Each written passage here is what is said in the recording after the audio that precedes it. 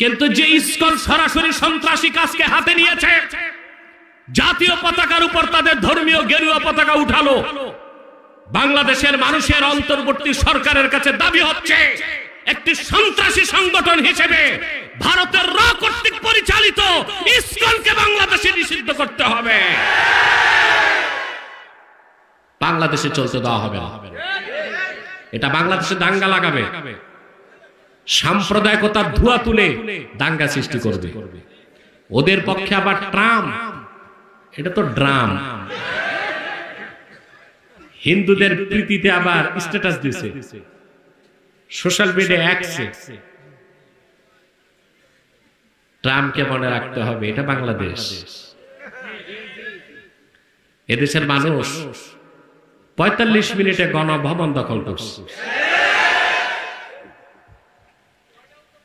এই বাংলাদেশে পশ্চিমা কোন এজেন্ডা বাস্তবায়ন করতে দেওয়া হবে না। ১৪ কোটি মুসলমান যেভাবে চায় সেভাবে বাংলাদেশ বানাবে, ঠিক না? ইসলাম হচ্ছে সাম্প্রদায়িকতার ঊর্ধ্বে। প্রত্যেকটা ধর্ম সাম্প্রদায়িকতার দোষে দুষ্ট। আর ইসলাম শুধু মুসলমানের জন্য না, আল্লাহর হাবিব রাহমাতুল্লিল আলামিন মুহাম্মদ সাল্লাল্লাহু আলাইহি সাল্লাম এই দ্বীন এনেছেন আল্লাহর কাছ থেকে। এই দ্বীন হচ্ছে দ্বীনুল্লাহ, আল্লাহর দ্বীন। অতএব ইসলামী শরিয়া দিয়া দেশ চলুক, এটা চাওয়া কি সাম্প্রদায়িকতা হবে? দ্বীন হচ্ছে আল্লাহর দ্বীন, দ্বীনুল্লাহ।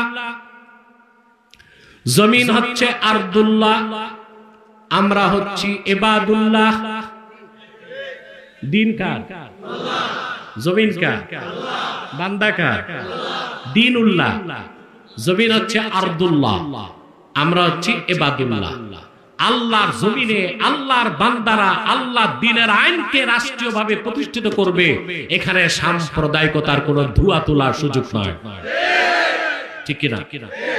ইসলামকে আল্লাহ তাআলা কতগুলো বিশেষণে বিশেষিত করেছেন। ইসলামকে আল্লাহ বলেছেন নূর, ইসলামকে বলেছেন উরওয়াতুল উসকা, ইসলামকে বলেছেন সিরাতুল মুস্তাকিম, ইসলামকে বলেছেন আল্লাহ নূরুল্লাহ, ইসলামকে বলেছেন আল্লাহ হুদা, ইসলামকে বলেছেন আল্লাহ নূর, ইসলামকে বলেছেন আল্লাহ দ্বীনুল্লাহ। ইসলাম হচ্ছে পূর্ণাঙ্গ জীবন বিধান। এই কোরআনের মাধ্যমে আল্লাহর হাবিব মুহাম্মদ সাল্লাল্লাহু আলাইহি সাল্লাম ইসলামকে প্রতিষ্ঠিত করেছেন। আর এই কোরআনের মাধ্যমে তিনি গোটা বিশ্ব মানবতাকে অন্ধকার থেকে মুক্ত হয়ে ইসলামের পথ দেখিয়েছেন ১৫০০ বছর আগে। বলেন সুবহানাল্লাহ। এরপর আল্লাহ তাআলা বলেন বিইذনি রাব্বিহিম ইলা সিরাতিল আজিজিল হামিদ। সুবহানাল্লাহ। মুহাম্মদ সাল্লাল্লাহু আলাইহি সাল্লাম আপনার উপর কোরআন নাজিল করেছি যেন আপনি গোটা মানব জাতিকে অন্ধকার সমূহ থেকে একটি নূর তথা ইসলামের দিকে বের করে আনেন, মানব জাতির রবের অনুমতিতে। আবার ইসলামকে আল্লাহ বললেন ইলা সিরাতিল আজিজিল হামিদ। এই ইসলাম হচ্ছে যিনি আজিজ, যিনি হামিদ, ওনার মনোনীত পথ। সুবহানাল্লাহ। ইসলাম কার পথ? ইসলাম কার মত? আমাদের দেশে কিছু সাধারণ জনগণ প্রায় একটা কথা বলে, এই হুজুর বলে এটা, এই হুজুর বলে এটা, যাব কোন পথে?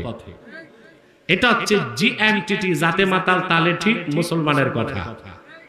এরা বাজার করতে গেলে দেশি মুরগি চিনে, ঘি কোনটা খাঁটি নাকে লাগায় পরীক্ষা করে তাও চিনে, মাছ কোনটা ভালো কোনটা পচা তাও বুঝে, বিয়ের সময় বউ চিনে, শুধু কোনটা হক কোনটা বাতিল এটা চিনে না। এটা হচ্ছে জাতে মাতাল তালে ঠিক। কে কোন পথে ডাকলো তা দেখতে হবে না, একটাই পথ আল্লাহর, সেটা ইসলাম। সুবহানাল্লাহ বলে। ওইটাকে আল্লাহ বলেছেন সিরাতিল আজিজিল হামিদ। ওই পথটা হচ্ছে ইসলাম, হচ্ছে আল্লাহ কর্তৃক স্বীকৃত মনোনীত পথ।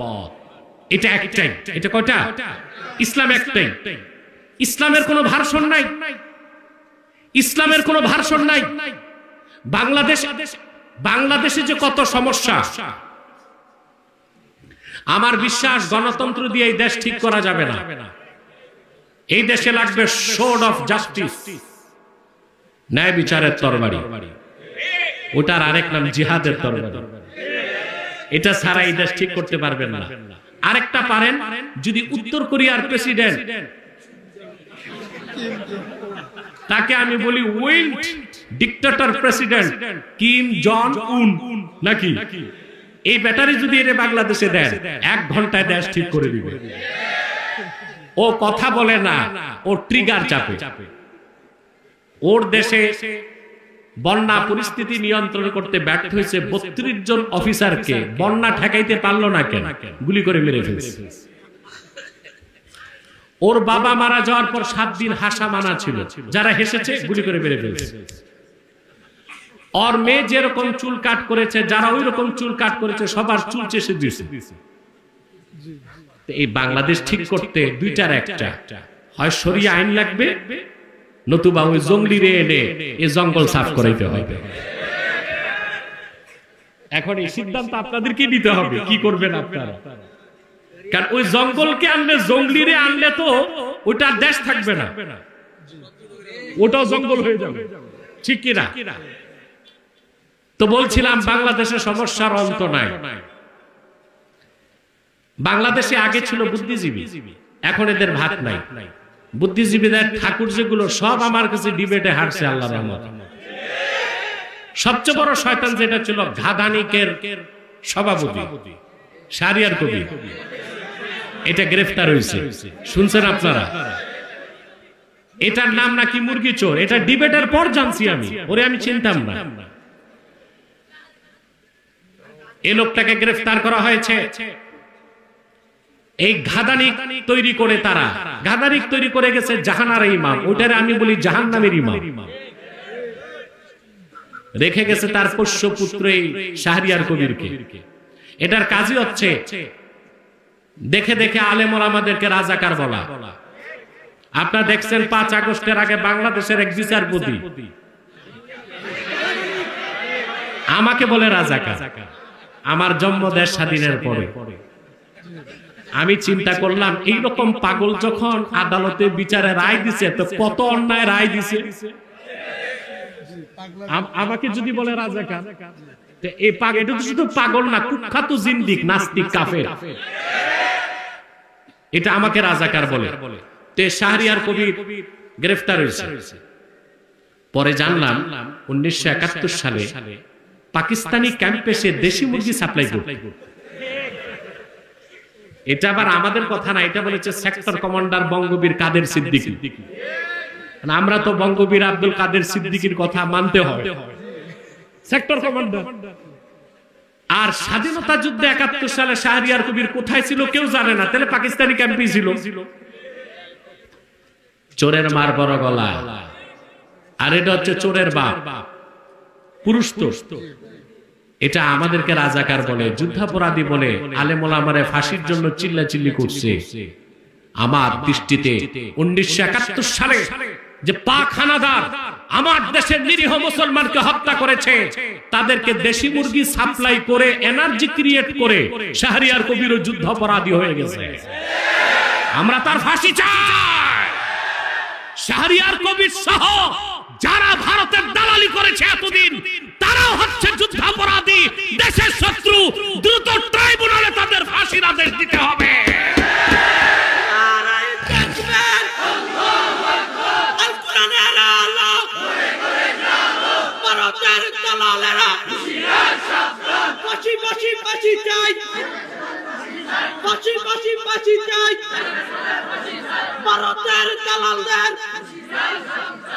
সম্মানিত সুধী, ইসলামের কোন ভার্সন নাই।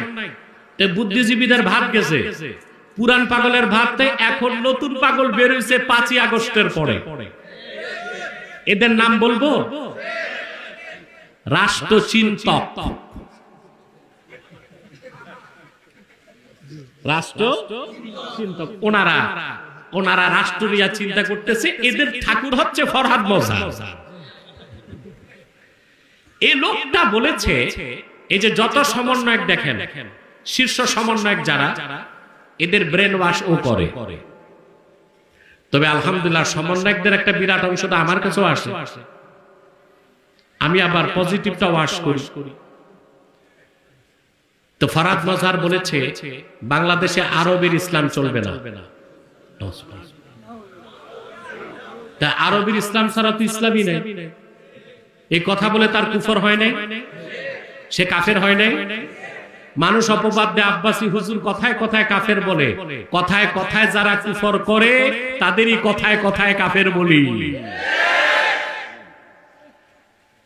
আমার কাছে শীর্ষ সমন্বয়ক যখন আসলো কয়েকজন, আমি বলেছি তাকে ডিবেটে চ্যালেঞ্জ করো, অনলাইনে না অফলাইনে, সরাসরি টিএসসি তে যাবো আমি। রাজি হয় নাই। সুরত দেখছেন তার, লম্বা কুর্তা, তারপরে আলিগুড়ি পায়জামা এত মোটা, ওটার ভিতরে নাতিরে ঢুকানো যাবে। রবি ঠাকুরের মতো লম্বা দাড়ি, 3 ইঞ্চি মোটা মোচ, দাঁত কটা করা যায় না, কিম্ভূত কিমাকার টুপি, পিছনে সরস্বতীর মূর্তি, সামনে লালনের বেহালা। উনি হচ্ছে রাষ্ট্রচিন্তক। কি রকম বাংলাদেশ তৈরি হবে উনি বুদ্ধি দিবে। আমরা গাঁজা খাই নাই যে তোমার বুদ্ধিতে রাষ্ট্র বানাবো। আগামীর বাংলাদেশ হবে ইসলামের বাংলাদেশ, আগামীর বাংলাদেশ হবে আলেম ওলামার নেতৃত্বের বাংলাদেশ। এটা জনগণ সিদ্ধান্ত নেবে ইনশাআল্লাহ। ইসলামের কোনো ভার্সন নাই। এই ফরহাদ মজহার বলে সুফিবাদী ইসলাম লাগবে। ইসলামকে ভাগ করা যাবে? কথা বলে আল্লাহ ভাগ করছেন সিরাতিল আজিজিল হামিদ, এটা মহান আল্লাহর নির্ধারিত পথ। সুবহানাল্লাহ। নাস্তিকরা বলে সুফিবাদী ইসলাম, আবার বলে রেডিক্যাল ইসলাম, আবার বলে পলিটিক্যাল ইসলাম। ইসলামকে এত ভাগ করলে অধিকার কে দিছে? ইসলামী রাজনীতির কথা বললেই বলে এটা তো পলিটিক্যাল ইসলাম, জিহাদের কথা বললেই বলে এটা হচ্ছে রেডিক্যাল ইসলাম।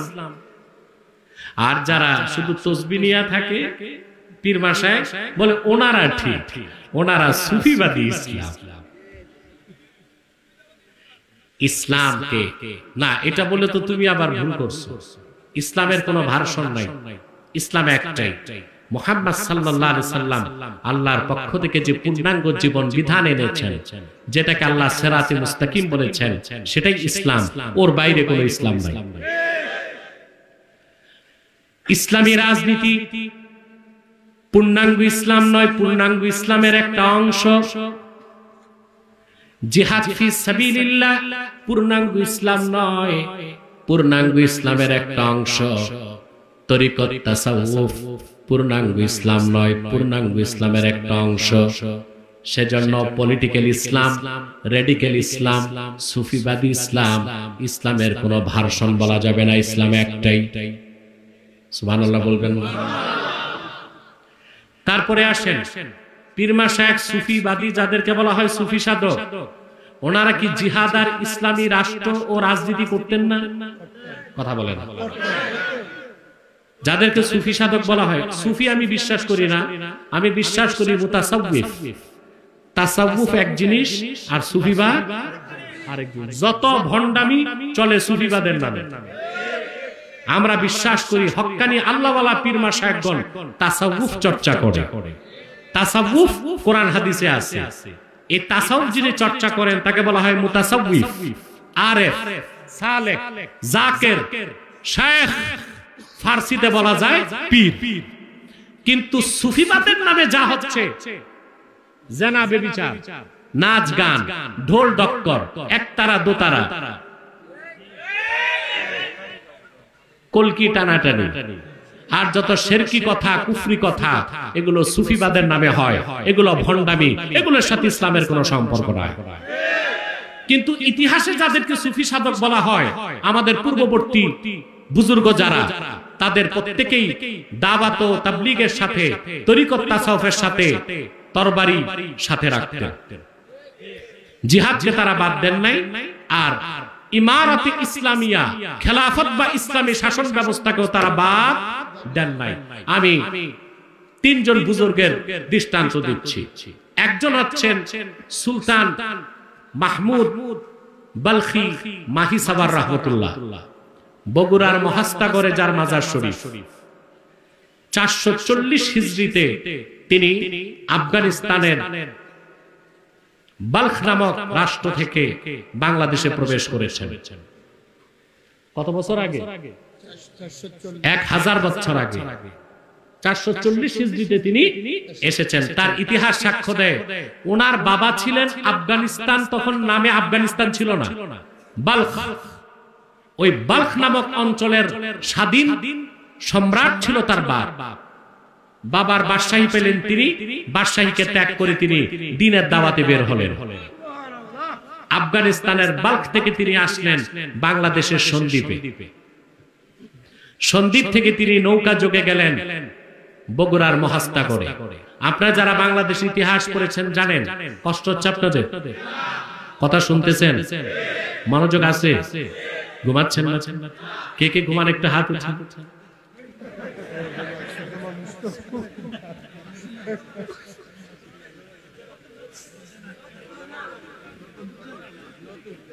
বুঝে না, বুঝে না। আরে মুরব্বী না, এটা বাচ্চা।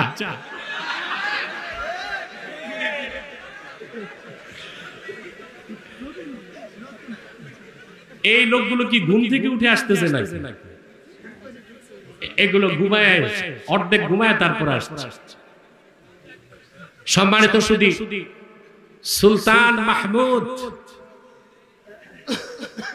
বালখি মাহিসার রহমতুল্লাহ সন্দ্বীপ থেকে গেলেন বগুড়ায়। কোথায়? আপনারা জানেন প্রাচীন বাংলার রাজধানী ছিল বগুড়া, মহাস্তাগর, দিনাজপুর। এই অঞ্চলটা ছিল প্রাচীন বাংলার রাজধানী, এগুলো জানেন তো? সুলতান বালখি যখন বগুড়াতে বসলেন, হিন্দু রাজা পরশুরাম ওখানে রাজত্ব করত। সুলতান বালখি রহমতুল্লাহর দাওয়াত শুনে রাজা পরশুরামের স্ত্রী আর মন্ত্রী মুসলমান হয়ে গেছে। আমি ইতিহাস বলছি 1000 বছর আগে।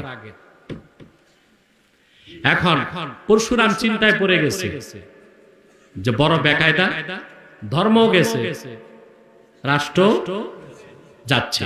সে তখন যুদ্ধের এলান করল, যুদ্ধের প্রস্তুতি নিল।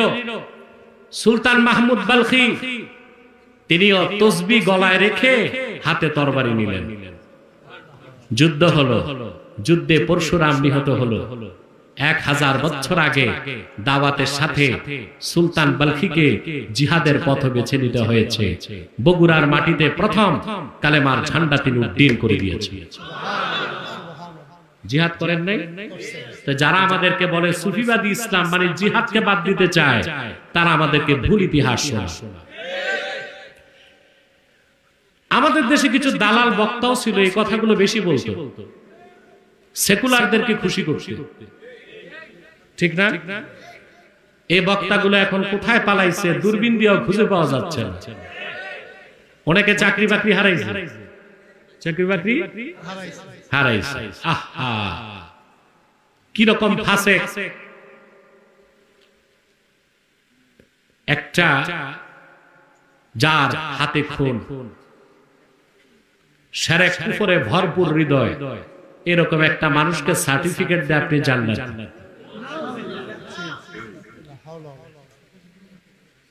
তারপরে আমি প্রতিবাদ করলাম, সে আমার বিরুদ্ধে উঠে পড়ে লাগলো, আমাকে মামলা দিবে, কেস করবে, এটা করবে, সেটা করবে। আমি তো বহাল তবিয়তেই আছি, তুমি আছো কই? চান্দু, তোমার মাও পালাইছে, তুমিও পালাইছে। এই সব কমার্শিয়াল বক্তাগুলো, ধান্দাবাজ বক্তাগুলো, স্টেজে যে রাজনীতিবিদ থাকে সেকুলার, ওদেরকে খুশি করতে বলে ইসলাম, সুফি দরবেশদের মাধ্যমে ইসলাম প্রতিষ্ঠিত হয়েছে, আমরা সুফিবাদে বিশ্বাসী। কিন্তু আল্লাহওয়ালা প্রত্যেক হক্কানি সুফি দরবেশ, তাদের হাতে থাকতো, গলায় থাকতো তাসবিহ, সিনায় থাকতো কোরআন, হাতে থাকতো তরবারি।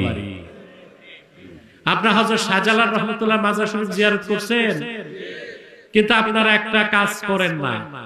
ওনার জিয়ারত করে আপনারা যান গজার মাছ দেখতে, ওই গজার মাছ দেখায় কোনো লাভ?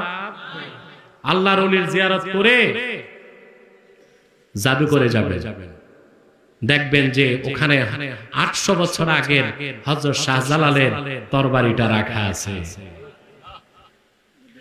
ইতিহাস সাক্ষ্য দেয় হযরত শাহজালাল ইয়ামানি 360 জন সঙ্গী নিয়ে যখন বাংলাদেশে প্রবেশ করলেন, জায়নামাজে সুরমা নদী পার হলেন, গলায় তার তাসবিহ, সিনায় তার কোরআন, হাতে ছিল তরবারি।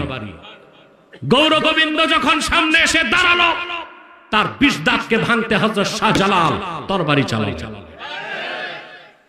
এই ইতিহাস বলা হয় না কেন? হযরত মঈনুদ্দিন চিশতি রাহমাতুল্লাহ আজমিরে আসলেন। কোথায়? ওখানে ছিল পৃথ্বীরাজ। তিনি খাদেমকে পাঠালেন, যাও পৃথ্বীরাজকে ডাকো।